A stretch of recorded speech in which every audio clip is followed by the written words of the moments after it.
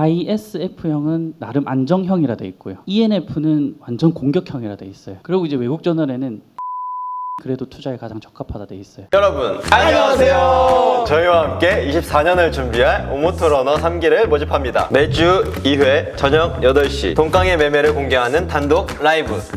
저와 함께 매매 계획을 세워볼까요? 자세한 내용은 고정 댓글을 확인해주세요. 그럼 오모토에서 만나요. 안녕하세요, 록다입니다. 인지심리학을 연구하고 있는 27살 대학생, 아이를 키우는 전업주부. 나이는 30이고 투자자 강준영입니다. 전문연구 요원 하고 있고요. 28이고 일단 정신과 의사로 그냥 진료 보고 있는 33살 직장인입니다.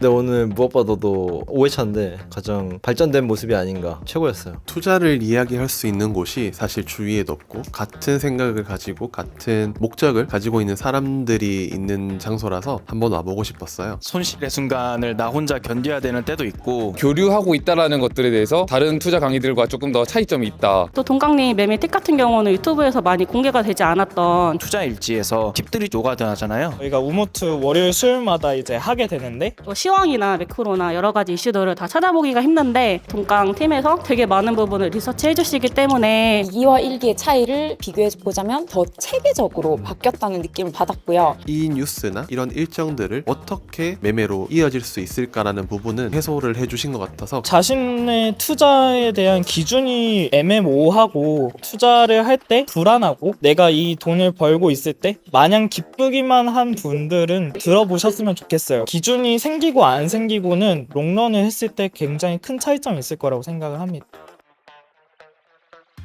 긴 호흡을 통한 투자자들은 어떻게 하고 있나 또 호기심도 많이 생겼던 것 같아요. 두 번째 세션에서 기관 투자하셨던 분과 외국 주식을 투자하시는 분 두 분의 장기적인 관점과 그다음 매크로 현황이나 어떤 같은 상황에 대해서도 좀 서로 다른 관점으로서 이제 해석해 주시는 부분들을 들으면서 제가 생각하지 못했던 관점의 이야기들을 되게 흥미롭게 들을 수도 있었고, 주식이 인지심리랑 좀 많이 밀접하다고 생각을 많이 하고 있었었는데 매매일지에 대한 좀 중요성을 좀 많이 알게 되는 그런 뜻깊은 시간이었던 것 같습니다. 맨 마지막에 이제 정신과 의사 김연수 교수님께서 말씀해 주셨었는데 중독성 충동감을 억제하는 근본적인 약간 사유들을 많이 말씀을 해주셔서 굉장히 도움이 많이 됐던 것 같습니다. 결국은 이게 내가 어쨌든 투자를 하는 과정에서 겪어야 되는 좀 시련 중에서 하나라고 생각을 하기 때문에 한 번도 불안하지 않고 투자를 할 수는 없다 생각하고 이 부분을 조금 잘 타개해 나가는 게 중요하다 생각을 하고 다른 사람들을 만나봐야 되는 것 같아요. 다른 사람들의 얘기를 들어봐야 되고 새로운 자극이 필요하다 싶을 때는 이런 오모투 스터디를 해보는 것도 좋다고 생각합니다. 오모투 화이팅! 오모투 화이팅! 오모투 화이팅! 화이팅! 오모투 화이팅! 오모투 화이팅! 오모투 화이팅! 오모투 화이팅! 이렇게 3부로 진행하는 건 사실 처음이죠. 그쵸, 처음이죠. 좀 어떠세요?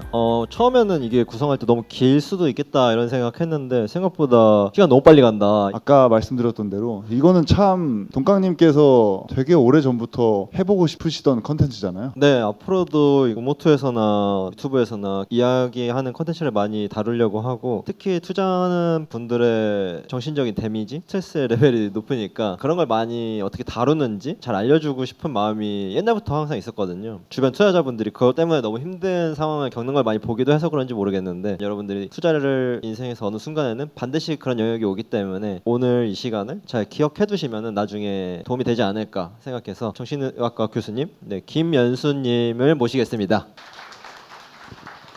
안녕하세요. 네, 안녕하세요. 먼저 간단하게 자기소개 한번 부탁드리겠습니다. 네, 저는 부산에서 정신과 의사로 지금 일하고 있고 투자는 이제 이전에 해본 적은 있는데 했다가 네,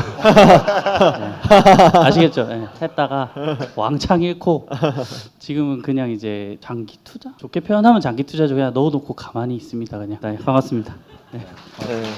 그래서 사실 저희는 연수님 모셔서 여쭤보고 싶었던 게, 저는 사실 좀 근본적인 질문부터 좀 드려보고 싶었어요. 저도 그렇고 이제 아마 러너 여러분들도 마찬가지실 텐데, 투자를 하는 그런 이유나 동기 그런 게 있잖아요. 근데 근본적으로는 돈이 많고 싶다. 근데 우리가 경제적 자유를 얻고 싶다. 말이 경제적 자유지 사실 모든 면에서의 자유라고 저는 생각을 하거든요. 그런 자유를 원해서 사실은 투자를 하는 분들이 많을 것 같은데 왜 사람이 이렇게 경제적인 자유, 좀 더 나아가서 이렇게 자유를 원하는지, 돈을 벌고 싶어 하는지. 많으면 좋지 않을까요? 근데 이 경제적 자유라는 용어를 우리가 사용할 때 한번 생각해 보면 우리가 수입은 어쨌든 어느 정도 있잖아요. 일정하게 보통 이제 직장인분들이 많으니까. 그럼 거기서 고정 지출을 빼고 남는 돈으로 내가 어떤 뭐 여가 생활을 하기도 하고 맛있는 걸 먹기도 하고 할 텐데 그런 추가적인 활동을 할 때 돈의 제약을 받지 않는 걸 저는 이게 경제적 자유라고 생각을 하거든요. 그러면 경제적 자유를 갈망하는 이유, 결국 주식을 투자하는 이유 이러면 사람마다 이유가 좀 다 다를 것 같아요. 이제 똑같은 사람은 없으니까. 제일 이제 이 투자하는 회사에서 설문을 했을 때 제일 많이 하는 거는 남들이 하니까.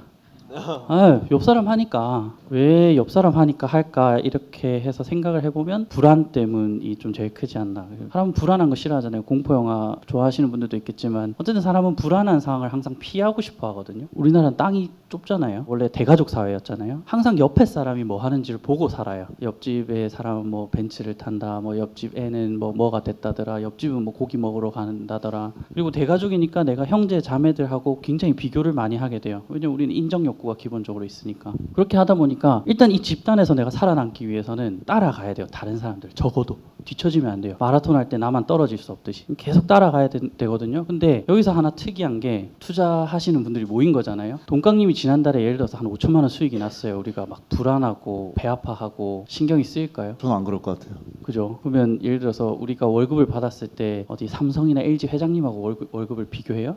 안 해요. 잽이 안 되니까. 근데 좀 잽이 될 것 같은 사람들하고는 비교한단 말이죠. 내 옆에 앉아 있는 사람, 회사에서 나랑 같이 입사한 동기, 나랑 비슷한 이 주거 환경에 살고 있는 사람, 네이버 카페 이런 데서 같이 활동하던 사람들을 비교 대상으로 나도 모르게 삼게 돼요. 옆에 같이 일하던 사람이 에코프로인가? 5천만 원 땄대요. 손이 가고 싶잖아요. 나도 그 종목 찾아보게 되고 나도 이렇게 급등하는 거 하나 해가지고 나도 한 5천만 원 벌면 너무 좋겠고 남들 하는데 내가 못하면 계속 불안해지고 비교하게 되는 거예요. 그래서 조금 더 주식을 많이 하게 되고 원래도 주식하는 사람들이 충분히 뭐 그렇지 않은 이유로도 있었지만 최근에 2, 3년, 3, 4년 동안 너무너무 주식과 부동산 붐이 많이 일어나고 사람들이 많아진 이유는 뒤처지지 않기 위해서가 핵심이지 않을까 싶어요. 관련해서 궁금한 게 약간 연수님이 보시기에 예를 들어서 단기 투자는 이런 성향의 사람들한테 어울리는 것 같다. 아니면 이런 성격을 가진 사람들은 단기보다 중장기로 좀 적립식으로 가는 게 훨씬 더 이 사람 정신 건강에 편할 것 같다. 이런 성격의 차이가 좀 있을까요? 어렵네요. 일단 성격이라는 게 뭔지 한번 고민을 해봐야 될 것 같은데 성격이나 성향이라는 게 우리가 이런 주변의 환경이 주어졌을 때 그 상황을 내가 어떻게 인식을 하고 대처해 나가는가 어떻게 생각하는가를 우리가 성격이라 하거든요. 그게 사람마다 방식이 이게 몇 가지가 정해져 있어요. 우리가 살면서 너무 많은 상황을 겪겠지만 그때마다 내가 생각하는 패턴이라는 게 결국 정해져 있다는 거죠. 그걸 성향이라고 하는데 성격 질문을 분명히 하겠죠. 대한민국 창단 이래의 그 혈액형 이후에 가장 성격 붐이 일어나는 게 MBTI잖아요. 그렇죠. 예. 열심히 찾아봤습니다. 진짜 MBTI가 어떤 투자와 영향이 있나 신뢰할 만한 건 없었어요. 근데 MBTI라는 검사 자체가 어차피 이게 자기가 하는 거니까 뭐 대단히 정확도가 높진 않아요. 저희는 별로 쓰진 않거든요. 근데 그래도 좀 찾아본다면 혹시 MBTI 저는 INTP. 저는 INTJ입니다. 네, 너무 좋습니다. 제가 찾은 결과랑 비슷해가지고 거기 보면 한 400명 가지고 연구한 게 있는데 ISF형은 나름 안정형이라 돼 있고요. ENF는 완전 공격형이라 돼 있어요. 절대적인 건 아니지만 그럼 이제 자기 성향이랑 반대되는 걸 하면 문제가 생기겠죠. 그리고 이제 외국 저널에는 NT형이 그래도 투자에 가장 적합하다 돼 있어요. 저는 왜 그러죠, 근데? 그 뒤에 얘기 드릴게요. 근데 이 NT형이 왜 그러냐라고 설명을 하는 게 결국은 이 사람들은 오감뿐만 아니라 직감도 사용하지만 결국은 굉장히 논리성이 굉장히 높아진 사람들이고 논리성뿐만 아니라 전반적으로 자기 비판적 성향이 굉장히 많다는 거예요. 그러다 보니까 피드백이 엄청 잘 되죠. 내가 이 선택했을 때 이게 어떤 게 잘못됐고 내가 잘못했으면 이게 잘못됐고 어떻게 보면 이건 잘 됐으면 이런 이유에서 잘 됐다. 이런 피드백이 굉장히 잘 되기 때문에 좀 투자에 적합하지 않나라고 얘기를 하더라고요. 거기까지 오케이인데 그렇다고 이 성격을 ISF는 절대 단타하지 마세요 이렇게 할 수는 없잖아요. 그래서 성격 중에서 성향 중에서 이제 이걸 저는 이제 중독을 많이 보니까요. 그럼 이 중독이랑 한번 결부를 시켜보면 투자할 때 굉장히 중요한 게 충동성인 것 같아요. 클릭을 충동적으로 하느냐 이런 거 말고요. 머릿속에서 충동적으로 작동하는 이 기전이 있는데 이 기전이 얼마나 이제 고장이 나 있느냐 이게 이제 중요하다는 거죠. 두 개가 있어요. 지연 보상이라는 게 있고 두 번째는 리스크 베네핏에 관한 선택 이렇게 두 가지가 있어요. 그러면 이게 검사법을 일단 제가 알려드릴게요. 지연 보상은 예를 들어서 우리가 경우가 일주일 뒤에 10만 원, 일주일 뒤에 20만 원. 어떤 걸 선택하시겠어요? 제가 잘못 이해한 거예요? 일주일 뒤에 10만 원 받는 경우가 있고 일주일 뒤에 20만 원 받는 경우가 있어요. 어떤 거 선택하실래요? 일주일에 20만 원이. 저도 당연히 더 많이 받고 싶죠. 그죠? 같은 기간이면. 일주일 뒤에 10만 원이 있고 2주일 뒤에 12만 원을 줘요. 어떤 거 선택하실래요? 저 일주일에 10만 원. 저도 2만 원 덜 받고 빨리 받겠습니다. 네. 그러면 일주일 뒤에 100만 원이 있고 6개월 뒤에 500만 원을 줘요. 어떤 거 선택하시겠어요? 저는 요건 6개월에 500만 원이에요. 저도요. 네. 맞아요. 500만 원이면 6개월 기다릴 것 같습니다. 이게 뭘 검사하는 거냐면 내가 시간이 지났을 때 이 가치가 얼마나 떨어졌다고 생각을 하느냐예요. 돈은 똑같거든요. 나중에 받는다고 해서 그 받는 돈의 가치를 내가 낮게 평가하기 때문에 빨리 받는 걸 선택하는 거예요. 이게 단위가 커지면 또 달라질 수도 있고 어떤 사람은 일주일 뒤에 10만 원이랑 2주일 뒤에 12만 원이면 12만 원을 선택하는 사람도 있어요. 이런 충동성, 그러니까 내가 나중에 받는 걸 못 견딘 거예요. 나중에는 가치가 너무 떨어지게 내가 인식이 되니까 조금 빨리 얻는 게 좋아요. 그런 충동성 있는 사람들이 제일 많이 하는 게 단타겠죠. 빨리 벌어야 돼요. 장기 투자하고 한 달, 두 달 뒤에 내가 몇 배 더 큰 수익을 얻을 수 있다더라도 지금 당장이 더 중요한 거죠. 왜냐하면 주식은 어쨌든 이게 불확실성에 우리가 베팅하는 거니까. 그게 이제 지연 보상이에요. 내가 지연된 보상에 대해서 어떻게 충동적으로 작동하느냐. 두 번째는 그럼 리스크 베네핏 관리인데 게임을 하거든요 보통. 그러면 한 200만 원을 줘요 게임 머니로. 그리고 카드 4장이 있어요. 카드 게임 좋아하세요? 잘 못합니다.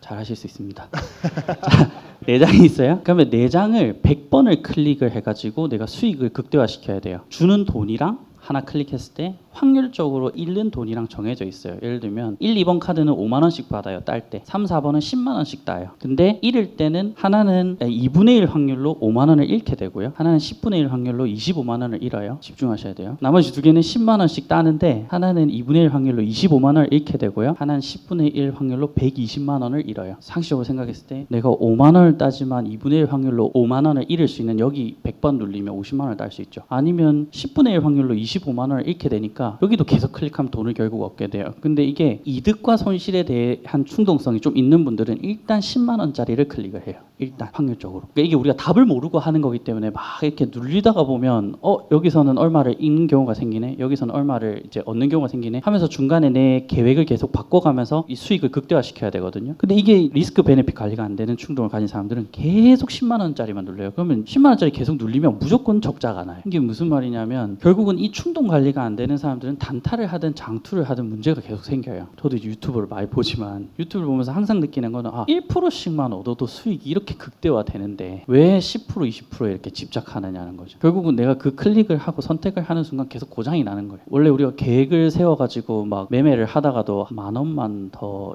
오르면 하다가 꼬라박잖아요. 맞잖아요. 보면 예를 들어서 동강님이 이제 단타를 예를 들어서 하시는데 3일 동안 24시간 캠을 켜놓고 예를 들어서 해요. 여기 100분 오셨잖아요. 똑같이 따라 하는데도 수익률이 달라요. 왜냐면 그 순간순간 내 충동성이랑 내가 가지는 돈에 대한 인지, 내가 이 보상을 어떻게 판단할 건지에 따라서 조금 더 벌려다가 성공하는 분들도 있을 거고 조금 더 낮게 살려다가 못 사는 사람도 생기거든. 이 충동성이라는 부분이 매매할 때는 굉장히 좀 많이 작용하는 것 같고 이 성향이 좀 중요하다고 생각이 드는 것 같아요. 내가 그 충동성을 자제를 얼만큼 할 수 있는지는 어쨌든 자기 객관화를 통해서만 좀 체크를 할 수 있을까요? 그래서 저는 이제 항상 이 고수분들이 똑같이 하시는 말이 매매일지 쓰라 하잖아요. 저는 그게 너무 중요하다 생각하거든요. 근데 매매일지를 쓸 때 얼마에 매수하고 얼마에 매도해 중요한데 내가 무슨 근거로 이때 매수했고 무슨 근거로 이걸 매도했으며 그때 내 기분은 어땠나가 너무 중요한 것 같아요. 기분이 핵심인 것 같네요. 기분 분명히 작용을 하니까요.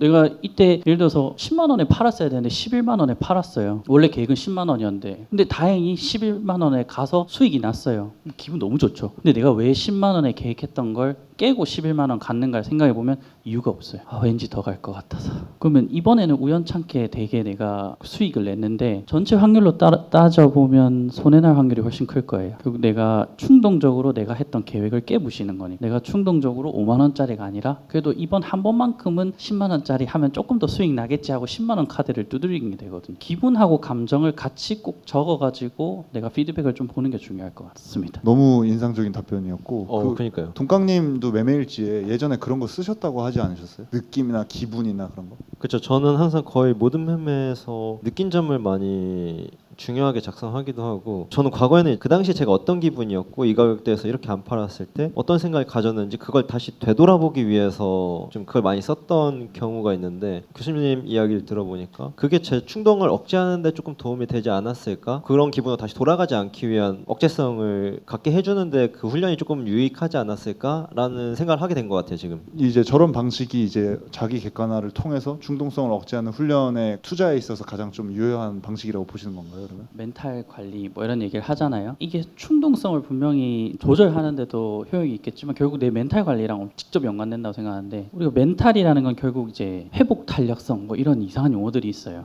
결국은 내가 잽을 맞았다가 넘어졌다가 얼마나 다시 일어나냐는 거예요. 우리가 시련이 이렇게 오면 그 시련을 내가 인지를 한 다음에 다음번에 내가 도약하기 위해서 얼마나 이게 단단한 마음의 근육이 생기느냐. 뭐 예를 들면 이제 근육을 키우는 거랑 같은 거죠. 근육 키울 때 근육을 일단 찢어가지고 파괴시킨 다음에 다시 근육을 크게 붙이잖아요. 그럼 분명히 그 시련이라는 게 분명히 있어야 되거든요. 결국 이 투자해서 성공한 사람들의 공통점은 뭐냐면 엄청 매매를 많이 해봤어요. 그거에 대해서는 아마 이견이 없을 것 같아요. 매매를 안 해보고 정말 내가 재능충일 수는 없어요. 왜냐하면 이거는 확실한 결과가 있는데 우리가 하는 게 아니라 확률에 어쨌든 도전하는 거기 때문에 그러면 결국은 많이 해봐야 되는데 그럼 내가 투자를 했어요. 뭐 이득도 있었겠지만 실패도 있었겠죠. 그럼 그걸 피드백해서 다시 이제 복귀를 해요. 그럼 이 과정이 결국 멘탈이 탄탄해지는 과정이겠죠. 근데 그것만 해가지고는 좀 탄탄해지지가 않아요. 여기서 함정이 뭐냐면 투자를 했어요. 실패를 했어요. 그럼 그걸 복귀해서 아 내가 이런 것 때문에 실패한 것 같아. 근데 그 이유가 무조건 나한테 있어야 돼요. 주식은 잘못한 게 없습니다.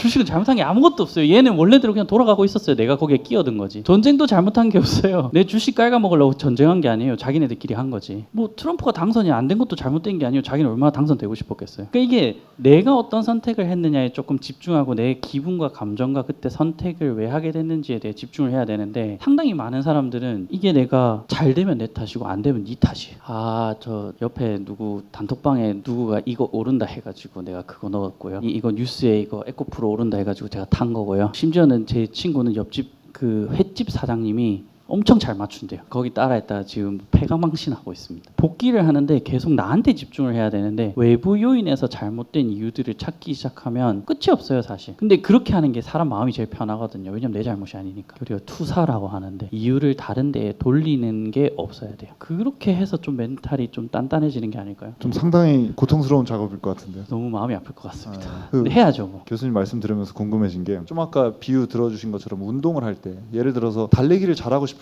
달리기를 물론 많이 해봐야겠죠. 근데 달리기를 정말 하다가 너무 못하는 사람이라 이제 달릴 만큼의 근육도 안 남아있는 상태에서는 그대로 달리는 것보다 달리기를 차근차근 연습해 볼 수 있도록 그걸 보조해 줄 만한 운동을 하기도 하잖아요. 뭐 근력 운동, 스쿼트라던가 그런 것처럼 조금 아까 말씀하신 그 투자에 필요한 충동성을 억제하고 자기 자신을 좀 더 객관화해서 회복 탄력성을 높일 수 있도록 그걸 보조할 수 있는 뭐 예를 들면 극한의 상황에 스스로를 몰아넣어본다. 뭐 예를 들어서 오지에 백패킹을 가본다던가 아니면은 뭐 좀 멘탈적으로 훈련할 수 있는 투자를 제외한 그렇게 훈련 방법도 혹시 있을까요? 어렵네요 또. 제가 자꾸 어려운 질문만 드려가지고 원래 질문에 없었던 것 같아요. 저 친구 수면제 먹여버려요. 결국은 이게 이제 우리가 뭐 하루 종일 투자만 할 수는 없잖아요. 하루 종일 여기에만 집중할 수 없고 그러면 결국 여기에서 내가 생각을 벗어나게 만들어야 되는데 근데 만약에 이게 내가 어디에서 무엇을 하든 이 주식으로부터 내 이 생각이 벗어나지 않는다면 병원을 찾으셔야 되고요. 중독입니다 이미. 네.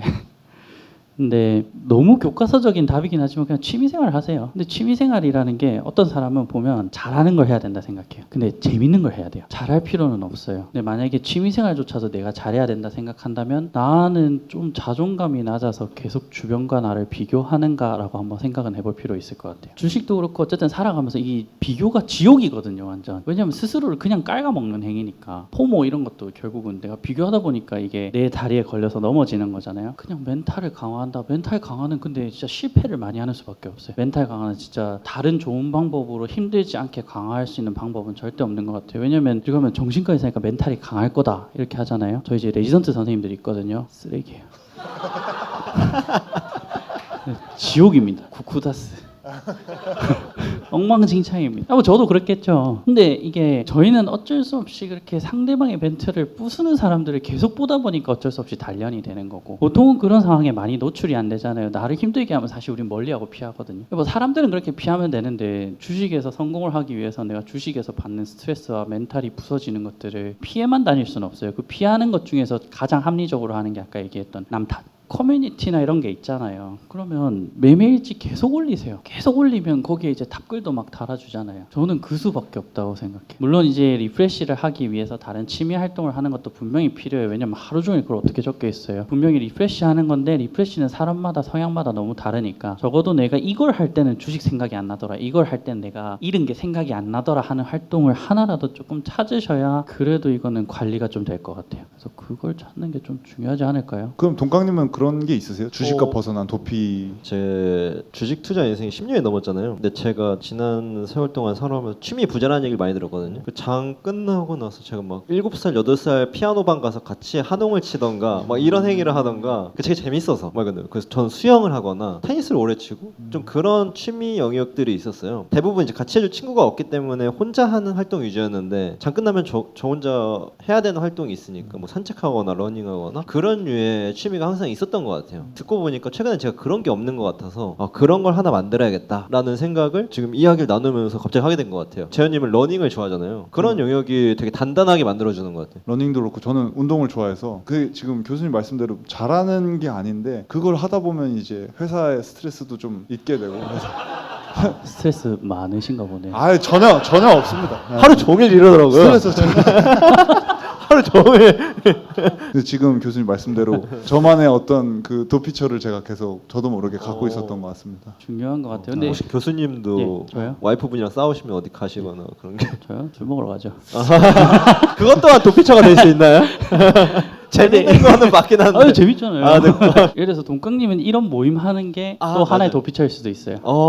맞네요. 네. 저는 이제 좀 이렇게 사람들을 엄청 많이 만나는 걸 별로 좋아하진 않아요. 만나던 멤버 한 10년 이상 술을 먹어도 만나는 멤버는 10명으로 좀 고정돼 있는 것 같아요. 그래서 좀 스트레스 받으면 저는 그냥 얘기하러 가는 것 같아요. 술을 먹이면 이 사람들 잘 들어주거든요. 그럼 나는 스트레스 풀리고 이 사람들 술 먹어서 좋고, 그렇게 윈윈 하는 것도 방법인 것 같고, 방법은 꼭 이제 취미라고 해가지고 우리가 보통 아는 그런 수영, 헬스 이런 거 아니라도 상관없는 것 같아요. 말이 좋아서 취미고 사회적으로 통용되는 취미가 아니더라도 그냥 캠핑 가서 불멍 이런 것도 상관없고, 그냥 내가 적어도 이거 할 때는 주식 생각 별로 안 난다 하는 조금 몰두할 수 있는 거, 뭐 영화 보고 드라마 보는 것도 좋고요. 제 환자분은 일부러 슬픈 영화를 봐요. 그리고 울어요. 엄청 감수성이 풍부하셔가지고 거기서 펑펑 울고 나면 좀 괜찮대요. 그래서 수시로 울고 와요. 근데 자기가 그렇게 해서 건강해질 수 있으니까 저는 그게 전혀 문제된다고 생각. 왜냐면 우는 거는 인간이 하는 가장 좀 그래도 건강하게 스트레스 해소하는 방법 중에 슬픔을 표출할 수 있는 굉장히 건강한 방법이라고 생각하기 때문에 누굴 해치는 것도 아니잖아요. 그냥 자기만의 방법이 뭐라도 하나라도 있으면 되는 것 같아요. 너무 좋은 말씀 많이. 현자님이 오셨는데요. 그러니까요. 현인분이 오셔가지고 저도 또 궁금증이 또 생긴 게 아까 그 말씀도 해주셨잖아요. 중독이라고 막 너무 내가 이거를 충동을 억제하지 못하고 계속 매매를 하게 되면 이건 중독이고 병원에 오셔야 된다. 사실 중독이라는 게 되게 다양하잖아요. 그것보다도 더 사실 주식 투자에서 큰 게 그 매매 중독인 것 같거든요. 내 돈을 넣어놓고 그걸 막 사고 파는 행위이다 보니까 내가 얼마를 잃고 따고 이거를 넘어서서 그걸 사고 파는 행위 자체에 좀 중독이 되신 분들도 좀 간혹가다 계시더라고요. 그거에 대해서는 어떻게 해야 될까요? 중독이라고 하면 처음에 거창하게 와닿거든요. 그래서 알코올 중독 보통 뭐 길바닥에서 이렇게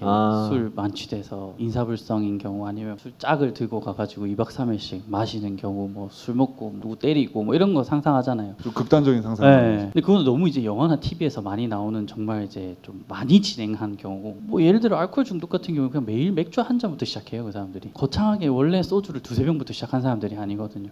주식하다 보니까 잠이 좀 안 와가지고 매일 맥주를 한 캔 먹더니 한 캔이 2캔 되고 2캔이 4캔 되고, 그러다 보니까 나중에 자려고 먹었는데 이게 주객이 전도가 돼서 술이 메인이 되는 거거든요. 주식도 똑같은 것 같아요. 처음에는 내가 그냥 돈 벌려고, 용돈 벌려고, 아니면 조금 벌려고, 남들이 하니까 조금 따라 해보려고 깨짝깨짝 하고 있었는데 나중에는 내가 이걸 주체할 수 없게 되잖아요. 그럼 그 기준을 뭘로 또 생각해 볼 수 있냐면, 내 사회적 직업적 생활에 문제가 있느냐, 내 친구 관계에 문제가 있느냐, 내 일하는 데 문제가 없느냐. 뭐 예를 들면 주식을 하다 보니까 보통 이제 회사가 뭐 9 to 6면 일단 앉아서 주식부터 하고 시작하는 거예요. 일단 확인하고 살 거 사고 그 다음 이제 워드로 들어가는 거죠. 저희 회사에 많은 것 같은데요. 중독을 양성하고 계시다. 저희 미래는 밝습니다. 그렇게 하면 이제 이게 문제가 생기잖아요. 막 옆에 사람 눈치도 보이고 이제 한 번씩 뭐 저 부장님 와가지고 니 뭐하노 이렇게 하고 구사리도 좀 먹고 혼도 좀 나고 이제 내 일상생활에 문제가 되는가 그리고 내 친구 관계 문제가 되는가. 보통은 이제 돈 빌리죠. 일정 수준 넘어가면 5만 원, 10만 원부터 시작해가지고 좀 여유 있는 친구한테는 한 300만 원 금방 갚아줄게. 이제 이러면 이제 결국 친구 관계 문제가 생기잖아요. 그래서 보통 이렇게 이제 내가 가지고 있던 원래 생활에 문제가 생기면 내가 일단 중독에 발은 들였구나라고 생각을 좀 해야 될 것 같고 모두가 중독이 되는 건 아니잖아요. 근데 중독이 된 사람들 봤더니 좀 공통적으로 가지고 있는 게 이게 위닝 페이즈라고 해가지고 일단 돈을 한번 많이 따봤어요. 그래서 이 맛을 알아. 그러니까 단순히 내가 돈을 많이 버는 행위뿐만 아니라 이 돈을 탁 많이 벌어들였을 때 쾌감, 도파민이 쫙쫙 올라가죠. 이제 한번 도파민 맛을 한번 보면 그 다음에는 이제 이 뇌가 조금 고장이 나요. 무한 긍정 회로가 이제 돌아가기 시작하죠. 내가 저번에 이 정도 땄기 때문에 그 다음에 계속 잃어요. 잃는데도 원래는 따야 되는데 이게 지금 오늘 좀 잘 안 되네. 또 왔다 갔다 하죠. 근데 처음에 보통 큰 돈을 땄다는 거는 이제 그거보다 작은 수익에는 만족감이 잘 안 들어요. 처음에 상따 맞죠? 많이 해보셨군요. 상따 한번 쳐보면 저는 이제 코인도 했으니까 이게 끝이 없잖아요. 자고 일어났는데 한 200% 올라 있어요. 그러면 눈 돌아가요 안 돌아가요? 돌아가요. 그럼 그 다음부터는 5% 10%에 대한 만족감이 별로 없죠. 근데 이걸 이제 극복하는 분들도 있지만 여기에서 보통 이 큰 돈을 한번 따본 사람들이 이 쾌감의 맛을 들리기 때문에 그보다 작은 자극에는 이 쾌감이 안 와요. 그러니까 내가 계속 잃고 있는데도 이건 눈에 안 보이고 일단 계속 매매를 해요. 그러다가 이제 조금만 뭐 10% 20%짜리 이런 수익이 이제 굉장히 만족감을 가지는 거예요. 내 잔고는 바닥을 치고 있는데. 그러다 이제 정신 차리고 나면 돈이 없죠. 그럼 이제 위닝 페이지, 루징 페이지가 오고 그다음 뭐가 오겠어요? 돈을 빌리기 시작하죠. 마약도 똑같잖아요. 처음에 마약을 한번 땡 해서 너무 맛있다 하고 나면 계속 이거보다 더 다른 자극에는 이제 맛이 안 와요. 이 맛있는 걸 계속 하려면 돈이 필요하잖아요. 그러니까 이제 돈을 빌리죠. 심해지면 뉴스에 나오잖아요. 뭐 횡령을 했다. 이제 그렇게 하다가 나중에는 도저히 이제 감당할 수 없으니까 이제 뭐 우울 뭐 이렇게 빠지는데 어쨌든 내가 초반에 투자를 할 때 큰 돈을 따본 경험이 있다면 스스로 좀 조심하는 게 맞는 것 같아요. 근데 보통 오래 가고 정말 수익이 높으신 분들은 결국 이 1, 2%를 통해서 나중에 장기적으로 복리 계산해서 이게 큰 돈이 되는 거에 대한 계산이 잘 돌아가고요. 그게 아니고 소위 말해서 이제 아까 단타 얘기도 하셨잖아요. 내가 단타로 빨리 돈을 벌겠다? 이 생각 자체가 굉장히 좀 위험한 생각이 들기는 해요. 특히 직장인 입장에서는 내가 충분히 시간을 할애하고 뭔가 준비할 수 있는 시간이 많지 않은데도 단타를 통해서 빨리 큰 돈을 벌겠다는 건 어떻게 보면 결국은 내가 아까 카드 게임에서 10만 원과 120만 원, 10만 원과 25만 원짜리를 잃을 수 있는데 계속 베팅하는 거랑 똑같은 것 같거든요. 그게 좀 위험한 것 같고 뭐 중독은 좀 그렇게 많이 진행이 되어 그래서 내가 주식을 안 하고 싶은데도 멈출 수가 없다. 또 손이 간다. 지웠다가 또 깔았다가 지웠다가 또 깔았다가 아니면 내가 이것 때문에 친구한테 돈 빌리고 있다. 주변에 연인 간에 문제가 생긴다 하면 방문하십시오. 부산에 있긴 한데 네, 오세요. 네, 여기서 봤습니다 하고 오시면 제가 일단은 진료비를 깎아드리겠습니다. 그 궁금한 게 가면 뭘 하나요? 그런 병원에 오면? 네, 그런 병원에 가면은 어떤 시스템이 뭐 간략적으로 일단 차분히 앉힌 다음에요. 일단 좀 얘기를 먼저 들어봐야죠. 어떤 얘기를 하는지. 그 사람에 대한 파악이 좀 중요한 것 같아요. 똑같은 사람이 한 명도 없으니까요. 이제 70억 인구인데 똑같이 생각하고 똑같이 행동하는 사람은 없으니 이 사람은 도대체 무슨 생각을 했길래 이렇게까지 됐나 추측하는 거죠. 약간 뭐 주식이랑 같으려나 비슷하려나 어쨌든 내가 최대한 맞출 확률을 높이는 거죠. 이 사람을 보면서 얘기를 좀 하면서. 그래서 뭐 가서 한 번만에 제가 이 사람을 맞출 수는 없을 거고 최대한 하려고 노력하는 건 내가 질문을 했을 때 이 사람이 나오는 대답을 내가 맞출 확률을 높이는 거예요. 이 사람 머릿속에 한번 들어가 봐야 되니까. 그렇게 해야 공감도 좀 해줄 수 있을 거고 좀 뭔가 이 사람의 다음 행동도 예측이 될 거고 그런 것 같습니다. 되게 희한하죠. 네. 근데 되게 머릿속으로 희한합니다. 네, 이해가 잘 된 것 같아요. 그 동강님께서 또 이제 연수님께 궁금하신 거 혹시 없으세요? 지금부터는 저보다도 이제 오신 분들의 이제 질문을 듣는 게 더 유익할 것 같아서 Q&A 받는 시간을 빠르게 가져가야 될 것 같아요. 질문이 있는데 이제 중독이 투자랑 도박이랑 되게 한 끗 차이인데 중독을 이제 다스리는 건 어렵긴 한데 완치가 되나요?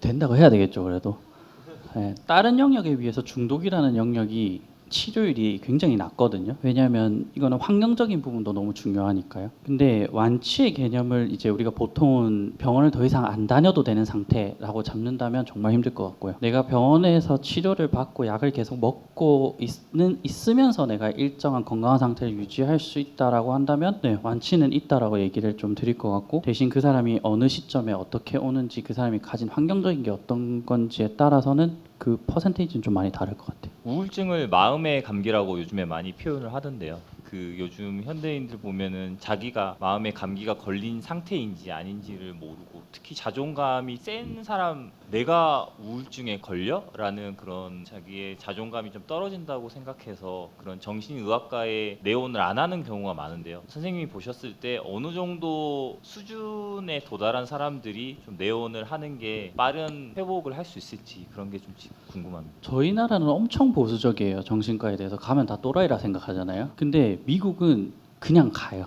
고민 상담하러. 일단 그게 무조건 이득이기는 해요. 왜냐하면 문제로 가는 과정에 있으면, 예를 들어서 우울증으로 가는 과정에 있으면 그게 조기 차단이 될 거고, 갔다면 조기 발견이 될 거잖아요. 근데 보통 이제 한국에서는 많이 심해지고 나서 다들 오세요. 버티다. 우울증 얘기를 할 때 우리가 마음의 감기 이렇게 표현을 많이 하잖아요. 저는 좀 틀렸다고 생각하거든요. 제일 구별해야 되는 건 우울증과 우울감을 잘 구별해야 돼요. 우울감은 얼마든지 올 수 있어요. 연애하다가 싸우면 슬퍼요. 우울감이 와요. 술 먹고 취해가지고 필름 끊겼는데 사고를 쳤어요. 그럼 우울감이 와요. 근데 대신 우울감은 내가 그 다음에 뭐 예를 들어서 요새 오마카세 좋아하잖아요. 오마카세 먹으면 기분이 다시 좋아져요. 우울증은 그게 아니에요. 내 마음대로 내 기분 컨트롤이 안 돼요.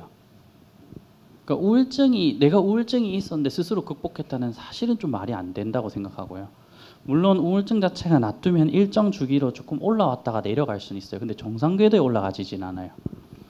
그래서 그러면 우울증의 기준을 뭘로 보냐? 예를 들어서 우리가 요리하다 손가락 다쳤어요. 여기 탁 찢어졌어요. 병원 가요? 수영 선수는 무조건 가요. 무슨 말이냐면 꼭 정신과가 아니더라도 우리가 보통 병원에 가는 기준을 생각해 보면 내 직업적 사회적 생활에 문제가 있다 없다를 보면 돼요. 우리 암 조기 검진 왜 받아요? 이거 안 했다가 나중에 암 생기면 내가 이 생활을 못 하니까.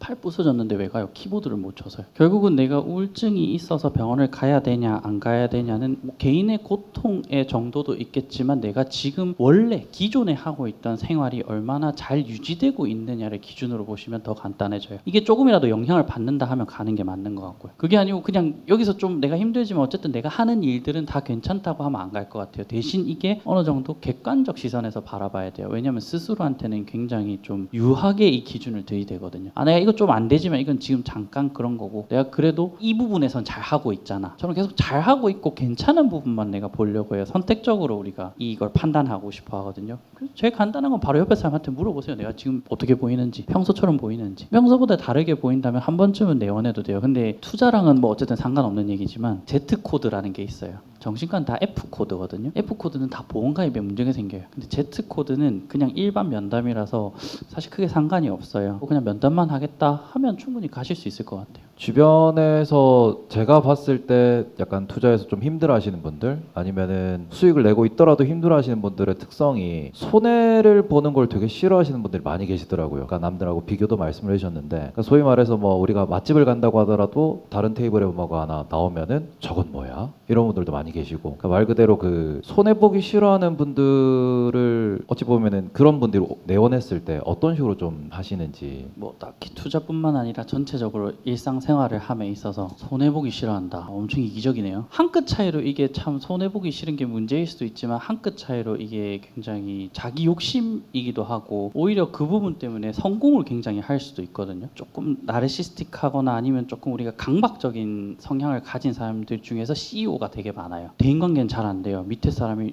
거의 쥐잡듯이 잡고 자기 기준에서 이걸 다 봐야 되기 때문에, 대신 본인은 본인이 하고 있는 업무나 이런 데서 너무너무 철두철미하고 완벽하기 때문에 성공률이 굉장히 높아요. 그렇게 본다면, 근데 이 사람들이 이제 병원에 온다는 건 분명히 본인이 그런 부분들 때문에 불편해 한다는 거잖아요. 그러면 만약에 뭔가 욕심이나 이렇게 다른 사람들하고 똑같이 따라 하지 않으면 만약에 이렇게 불편하고 불안감을 많이 느낀다라고 하면, 불안을 극복하는 제일 좋은 방법은 불안을 겪어보는 거거든요. 내가 거미를 엄청 무서워해요. 예를 들어서 거미가 안 무서워지려면 한 달 내도록 화장실에 거미랑 같이 있어 보면 돼요. 진짜 이게 특정 공포증을 치료하는 홍수요법 이런 거거든요. 진짜 노출을 시켜봐요. 공포영화 못 보시는 사람들이 공포 영화를 잘 보려면요 매일 강제로 공포 영화관에 집어넣어가지고 하루에 2-3시간씩 공포 영화를 보면 이제 더 이상 안 무서워져요. 정신적인 타격이 없나요?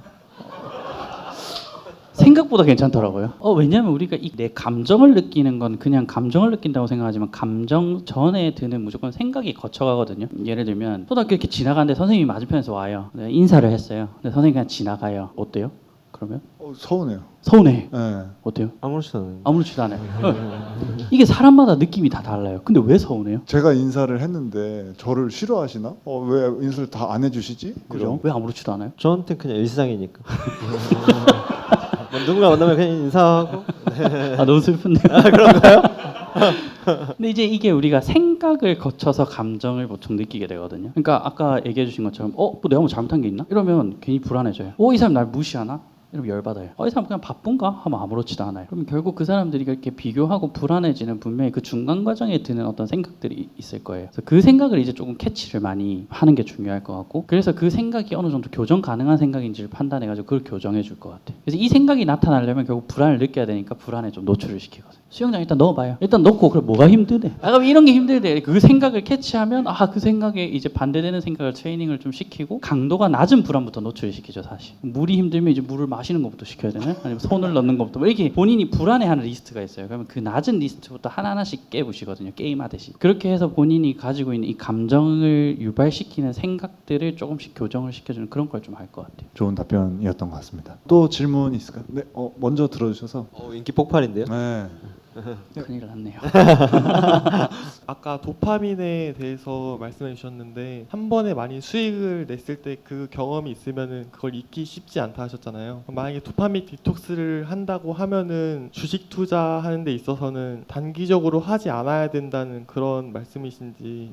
그러니까 이게 우리가 표현할 때 막 도파민이 뿜어져 나온다 이렇게 많이 표현을 하는데 다파민이 뭐 나쁜 건 아니고요. 이게 우리 엔도르핀 돈다고 얘기하듯이 이게 되게 활력을 주고 에너지를 엄청 주거든요. 물론 뇌에 어디 작용하느냐에 다르겠지만 좀 흥분을 시키는 거예요. 근데 결국 중독을 가는 사람들은 이 도파민에 굉장히 좀 취약하다고 보는 거죠. 내가 이 쾌락에. 그리고 사실 큰 수익을 낼수록 내가 이 수익에 집중하기보다는 이 수익이 났을 때의 내 쾌락이 각인이 돼요. 그래서 좀 이게 위험하다고 좀 생각을 하고, 그 이제 한번 돌아보면 되죠. 내가 투자 스타일이 지금 어떤가? 그리고 내가 초기부터 지금까지 투자를 어떤 식으로 해왔고 어떤 식으로 수익이 났었는가? 1-2%씩 계속 손절치다가 30%, 또 계속 손절치다가 30%. 근데 전부 단타야. 그러면 이제 우리가 좀 조심해야 될 것 같아요. 왜냐면 내가 이 수익 나고 있는 것들을 제대로 인지해서 대처하지 않고 있다는 거니까. 내가 계속 이 30%짜리를 많이 노린다는 거니까요. 아까 앞에 연자분들도 그냥 내가 이렇게 투자를 계속 하다가 어떤 정말 좋은 기회에 크게 딸 수는 있다라고 하셨잖아요. 근데 크게 따기 위해서 내가 노력을 하면 그건 도파민이 조금 지배를 당한 거라 생각할 것 같아요. 그런 투자 성향이라면 일단은 한 2-3달은 주식을 일단 안 해볼 것 같아요. 그렇게 안 하더라도 내가 이게 컨트롤이 되는지를 먼저 확인을 해볼 것 같아요. 근데 생각보다 이게 잘 안 되는 경우들이 아마 많을 거예요. 그러면 왜냐면 머릿속에서 지금 나는 상상력으로는 지금 2000%를 뚫었거든. 그리고 이미 옳은 것들 보니까 이거 내가 저번에 한번 생각했었던 건데 이렇게 된단 말이에요. 그래서 이런 것들이 좀 위험한 것 같아요. 그래서 일기를 쓰고 매매일지를 쓰는 게 너무너무 중요하고, 그리고 쓰고 무조건 다시 읽어봐야 돼요. 한 번씩 쓰고 안 읽어보시는 분들이 있어요. 들고 오라 했는데 일기를 써가지고 자기는 안 읽어봤대요. 저보고 읽어보래요. 결국은 내가 그거를 읽어보기 위해서 내 생각을 머릿속에서만 돌리면 이게 창문이랑 출구 없는 상자처럼 똑같은 생각이 계속 뺑뺑이를 돌아가지고 탈출이 안 돼요. 결국은 내가 적고 읽어봐야 조금 더 내가 객관화할 수 있고 멀리서 볼 수 있기 때문에 저는 되게 이 적는 걸 되게 좀 중요하다고 생각을 해요. 내 생각, 감정, 필터링 없이. 그러니까 환자분들한테는 이게 적어오라면 예쁘게 적어와요. 막 이제 예쁜 공책 사가지고 또 항상 검은색 볼펜으로 적어야 되고 날짜랑 시간 적고 빨간색으로 중요한 거고, 그거 말고 수시로 내가 그냥 쓰고 싶을 때 생각이 날 때 아무거나 적고 어차피 나만 볼 거니까 내가 그거를 필터링 없이 진짜 욕을 적어도 돼요. 그렇게 조금 있는 그대로 꺼내서 조금 적는 연습을 하는 게 되게 중요한 것 같아요. 이게 누가 볼 수도 있으니까 사실 내 생각을 조금 이렇게 정제를 한 2-3단계 거쳐갖고 예쁘게 적거든요. 나는 오늘 기분이 매우 나빴다.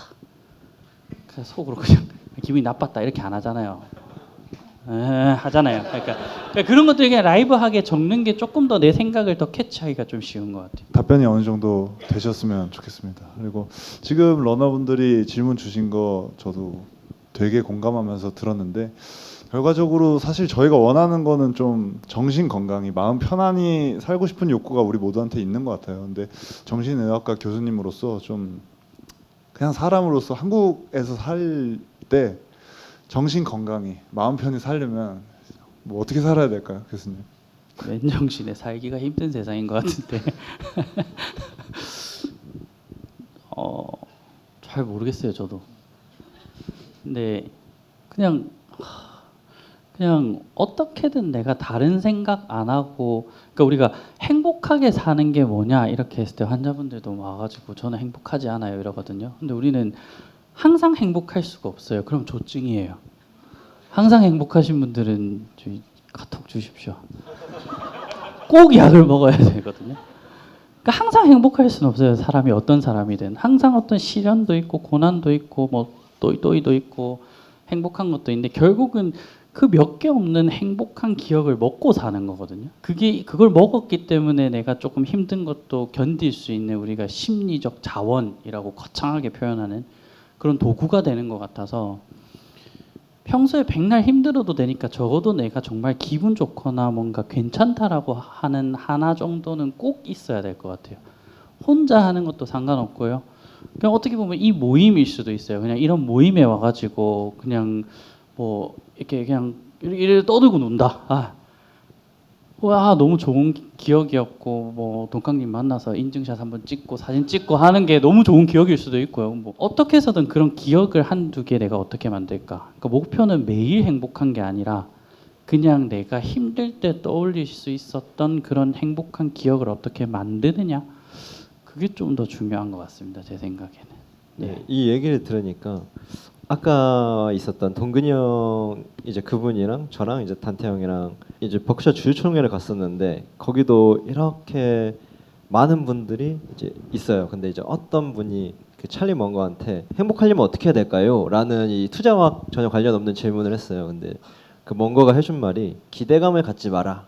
그게 행복해지는 가장 빠른 길이다라고 해줬는데 어떻게 보면 방금 이야기 해주신 것처럼 행복하시려는 너무 많은 기대를 하지 말고 그 과정에 대한 좀 부산물이다라고 기대를 버려라. 이제 이렇게 이야기 해주신 것 보니까 되게 일맥상통하는 부분이 있어서 네, 너무 좋은 이야기인 것 같아요. 그래서 오늘 또 이렇게 사실 처음이죠 저희 입장에서는. 네, 정신의학과 교수님 인기 폭발인데요. 아니 제가 실제로 치료를 지금 좀 받고 있는 느낌이라서 그리고 너무 이 영역을 잘 아시니까 되게 너무 재밌는 것 같아요. 사람을 단타로 만나면요 정말 인상 깊은 이 시간들이 최고입니다. 그래서 교수님 오늘 좀 어떠셨어요? 이런 자리. 제가 항상 이제 이렇게 뭐 우울증 뭐 이런 것만 하다가 그래도 많이 잃어봤으니까 좀 너무 긴장을 많이 하고 아까 저기 한 2시간 동안 앉아 있는데 진짜 벌서는 느낌이더라고요. 네, 계속 긴장이 돼가지고 그래도 좀 이렇게 좋은 기회에 이렇게 그래도 이렇게 얘기할 수 있게 저도 뭐 재밌게 좀 떠들다 가는 것 같습니다. 그래서 기회를 주셔서 감사한 것 같습니다. 저희가 너무 감사합니다.